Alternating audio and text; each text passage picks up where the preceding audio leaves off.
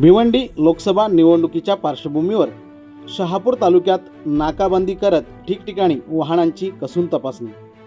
भिवंडी लोकसभेचा रणसंग्राम सुरू झाला असून 20 मे रोजी मतदान प्रक्रिया पार पडणार आहे। निवडणूक आयोगाच्या वतीने खबरदारी घेत ठिकठिकाणी मार्गांवरती स्थिर पथक असेल, फ्लाइंग पथक असेल असे अनेक पथक नेमून वाहनांची कसून चौकशी करण्यात येत आहे। यामध्ये अवैध दारूसाठा, पैसा व इतरत्र काही वस्तू या आढळून येतात की नाही यासाठी करण्यात येत आहे नाकाबंदी करत वाहनांची कसून चौकशी या पथकांच्या माध्यमातून करण्यात येत आहे।